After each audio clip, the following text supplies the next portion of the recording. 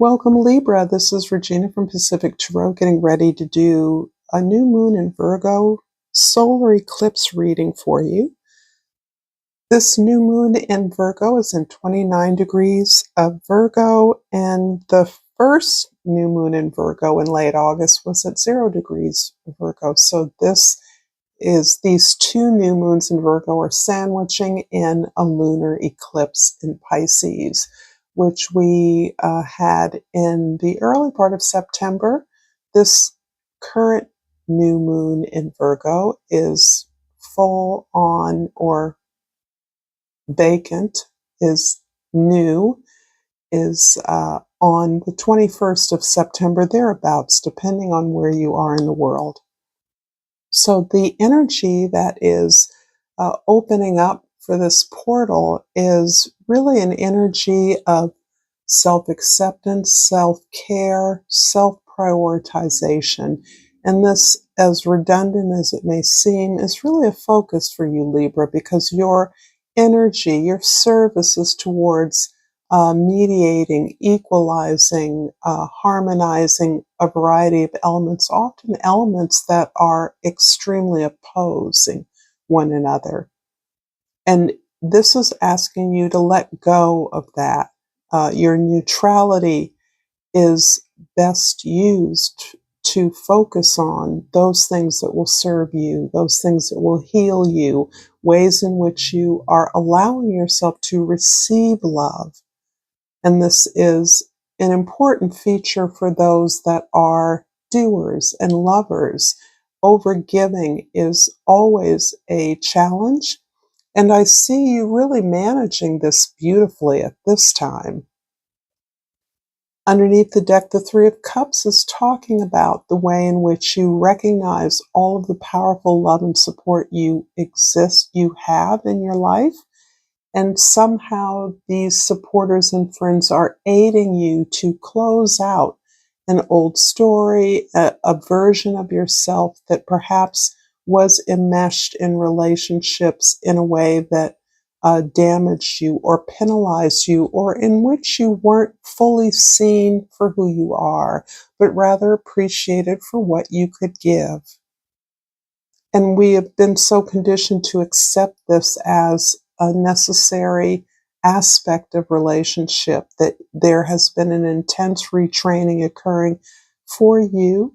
But I would say the divine feminine in general, the divine feminine within all of us, how do we hold our gifts, our understanding, our wisdom, our talents that we were born with, and still show up fully in the world, prioritizing that with an understanding that if we're not healthy and whole, we cannot support others to be healthy and whole.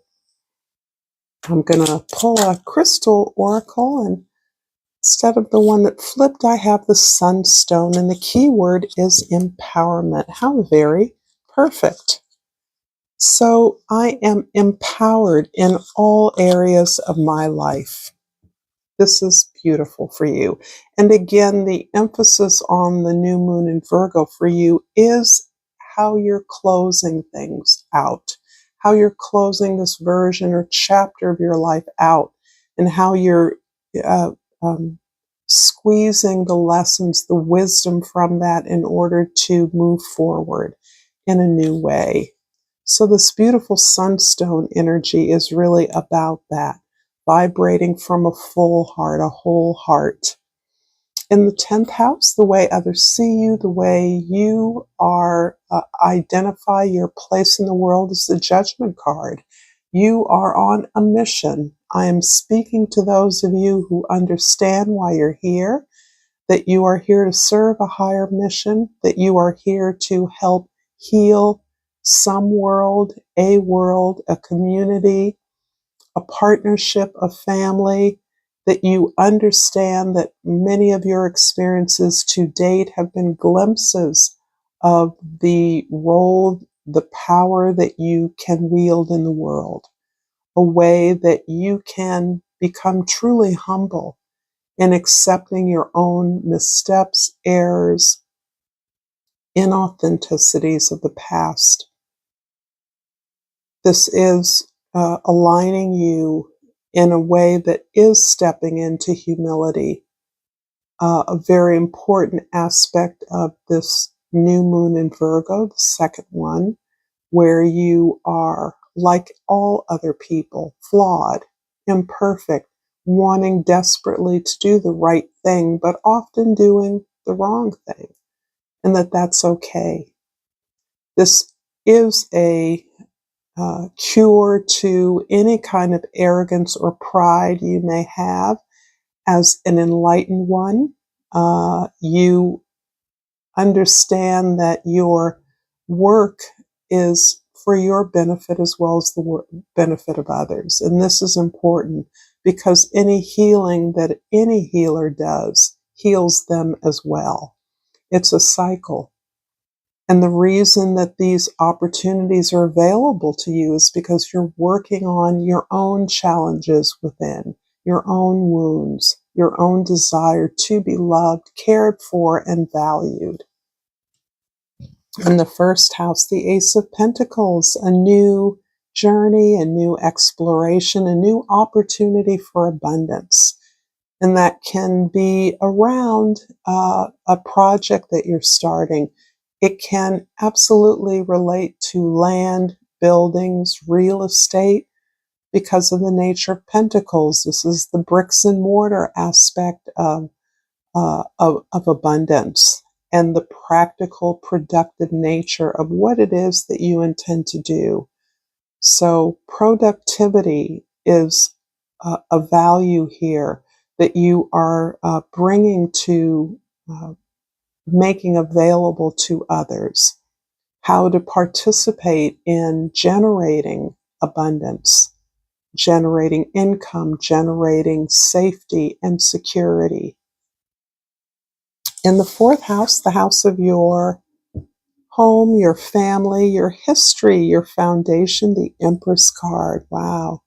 This is really about being in your power, Libra. And as Venus is the ruler of your sign as well as Taurus's, you are in your zone. You are in your place to be. You are recognizing that whatever you've done was done to generate greater love, attention, care for your community, for others, for your family specifically. And that love is something you expect to be receiving, that you expect to be reciprocated. You understand that is the real value of love, that it is shared. And by sharing it, it's magnified, it's amplified. So you're resting in this place where you're available to meet others rather than seeking out opportunities for overgiving. You're in your throne, you're in your peace, you're in your power and your presence. In the seventh house of significant others, the Page of Cups. This is a twist here where you are looking at the prospect of receiving love, rewards, attention, concern, care, healing yourself, living in your emotions, forgiving yourself for having the feelings you have, but recognizing that feelings are a way of validating the path that you're on. And so this being loved, receiving love is a new skill set for you.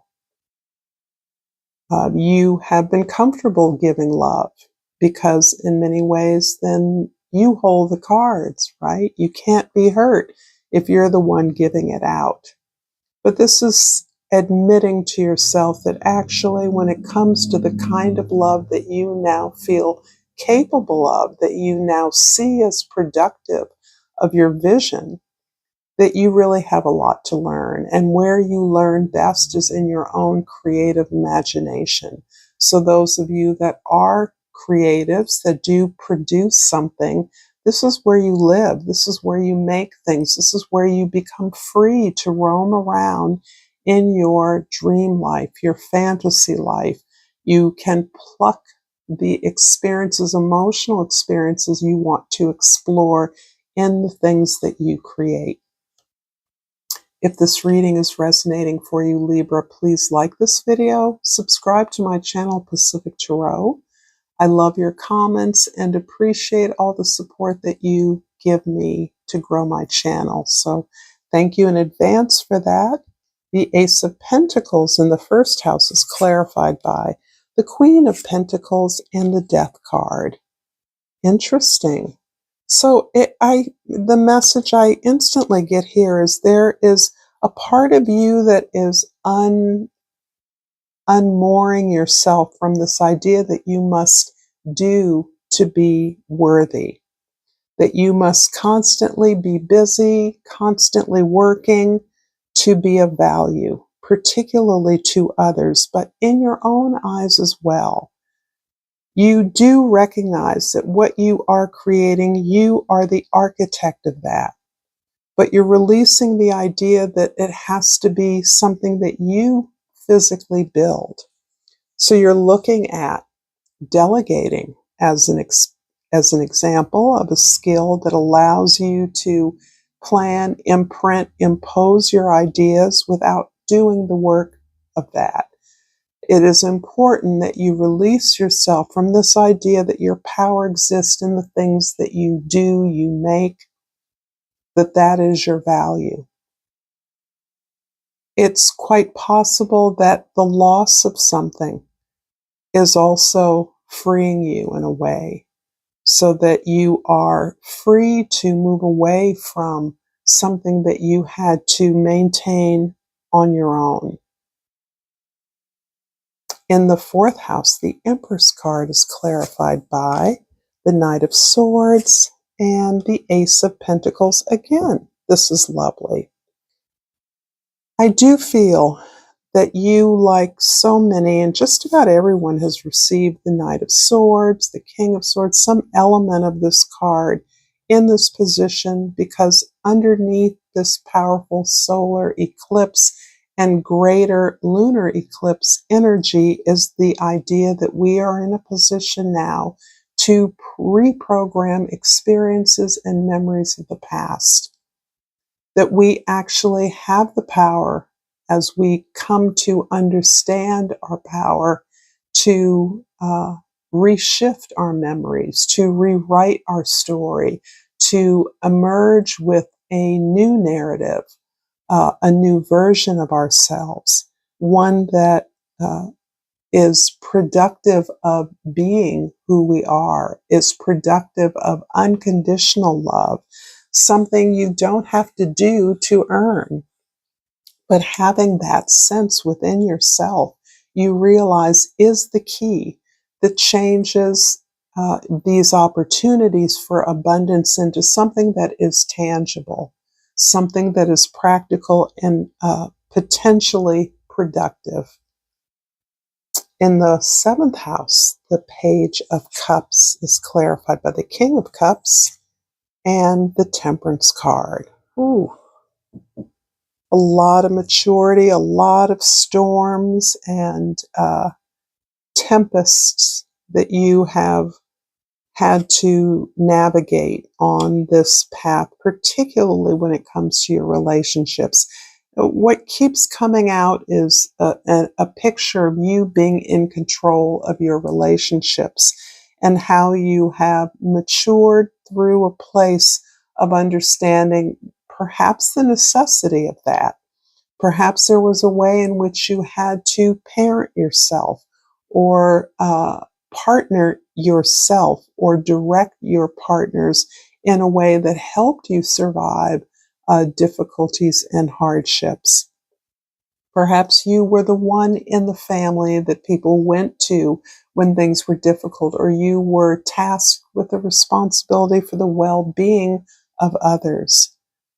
But this has put you on a lifelong healing journey, which, surprise, surprise, we're all on at some level. But the consciousness of that is something that you are understanding and adjusting to, in a way, accepting your singularity as the fount of your creativity, understanding and giving yourself the the space to be vulnerable, to be sensitive, to be cautious in relationships, the need to understand better, to find the commonality with others that resonates more along the lines of our disappointments than it does along the lines of our assertive activity or our visions. So you are healing self and others who look to you and who have relied on you in a variety of relationship situations or emotional situations where you emerge consistently as the grown up, the one who understands the pain of others because you've had that pain, but doesn't judge others for it. In the 10th house, the Judgment card is clarified by the Justice card and the Eight of Swords. So judgment is something that you quite often, or in this particular situation, overthink. And that overthinking is in part because there are a lot of voices, a lot of noise around you telling you what's right, telling you what you should do with the resources you have, wanting to direct you or wanting to offer you help in the form of plans or ideas. And that's all to the good. It is overwhelming. And really, your harmony, your peace comes from accepting your mission and surrendering to it. You've already have a service plan in place. You've already been doing the work. And in this way, particularly as you move into more and more layers of success or achievement, there is more stakeholders that feel it is important that they influence you in one way or another. But you understand that this is your baby. Because you're doing it on behalf of others does not take away your control, your ideas, your methods, or your plan. And your peace comes from understanding that you've done the work to earn the power to construct, to build something in the way that you understand it will best serve your community. You're particularly concerned about those you are intending to serve or those that you currently serve, those that have been wounded, that have not had the access you have, those that need immediate and critical care as a reflection of your own experience at some level. But you are clear that you will not be pulled into the anxiety of potential success. You are clear that being in the present moment at every moment, trusting in the universe and overall trusting in yourself is the greatest, most useful way that you can handle this call to service that you're experiencing, this clarification of your mission on earth. I'm going to finish this reading with a seed and sickle. And let's see, put that back. And I have the clover, number 19. 19 is an interesting number. It is the number of the Sun card. It also reduces to number 10, the Wheel of Fortune, and that reduces to number 1, the Magician. So your happiness comes from being who you are, being authentically yourself. I'm going to read from the Dusk Handbook, Guidebook first, and see how satisfying that is. And clover. A 4-leaf clover is a rare thing to find, with only one growing for every 10,000 standard clovers. In early Irish Celtic tradition, a 4-leaf clover was believed to protect against misfortune and bestow the power to see fairies. Even today, everyone knows them to be a sign of good fortune to come. Drawing this card does not require any action, thinking, or change from you. It is simply a sign that something fortuitous, however small, is due to come your way soon. Have faith that there is still some kindness in this world. Wow. If you enjoy this content, dear Virgo, dear Libra, sorry, there's more content here for you to check out. Thank you for your likes and subscribes, your shares, your comments. Until next time, namaste.